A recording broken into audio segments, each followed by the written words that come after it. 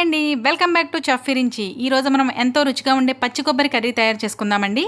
ఇది రైస్లోకి, రోటీలోకి, చపాతీలోకి చాలా టేస్టీగా ఉంటుంది. అలాగే ఇది మెయిన్లీ పిల్లల హెల్త్కి కూడా చాలా మంచిది. ముందుగా వీటికి కావాల్సిన ఇంగ్రీడియంట్స్ చూద్దాం. పచ్చి కొబ్బరి తురుము 1 కప్పు, సన్నగా తరిగిన ఉల్లిపాయ ముక్కలు 1 కప్పు, కరివేపాకు, పచ్చిమిర్చి, అలాగే మిరియాల పొడి, ఉప్పు, కారం, పసుపు. ముందుగా స్టవ్ అంటించుకుని మనం 2 టేబుల్ స్పూన్ల ఆయిల్ యాడ్ చేసుకుని పోపు దినుసులు యాడ్ చేసుకోవాలి. శనగపప్పు, జీలకర్ర, ఆవాలు ఇవి కొంచెం వేగిన తర్వాత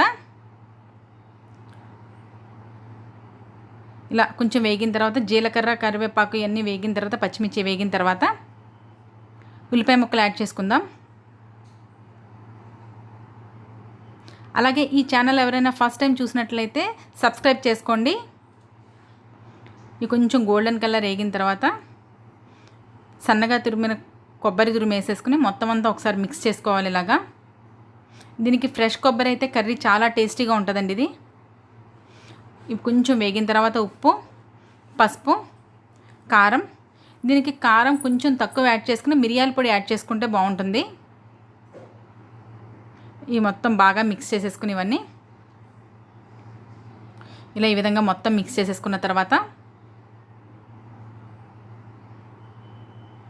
ఇలా మొత్తం మిక్స్ చేసేసుకున్న తర్వాత మనం కొంచెం వేగనిచ్చిన తర్వాత కొంచెం లైట్గా వాటర్ యాడ్ చేసుకుందాం అంతే. ఫ్రై కింద తినేవాళ్ళు అయితే మనం వాటర్ యాడ్ చేసుకోకుండా ఇక్కడ ఆఫ్ చేసేసుకోవచ్చు స్టవ్. కొంచెం ఈగిరి కర్రీ కావాలంటే కొంచెం 1/2 గ్లాస్ వాటర్ యాడ్ చేశానండి నేనంతే. ఇది మొత్తం ఇలా కుక్ అయిన తర్వాత ఒక 2 మినిట్స్ మనం మూత పెట్టుకుంటే సరిపోతుంది. ఇది మన గ్రేవీ కింద రావడానికి. ఇప్పుడు మనం మూత తీసి చూసేసరికి మనకి కర్రీ రెడీ అయిపోతుందండి. ఎంతో టేస్టీగా ఉండే కొబ్బరి కర్రీ అయితే రెడీ అయిపోయింది. ఈ వీడియో కనుక మీకు నచ్చినట్లయితే లైక్ చేయండి, షేర్ చేయండి. మరిన్ని డిఫరెంట్ రెసిపీస్ కోసం మన ఛానల్ని సబ్స్క్రైబ్ చేసుకోండి. అయితే కర్రీ రెడీ అయిపోయిందండి. మనం ఇప్పుడు దీన్ని వేడివేడి అన్నంలోకి, రైస్లోకి, చపాతీలోకి దేంట్లోని కర్రీ చాలా టేస్టీగా ఉంటుంది.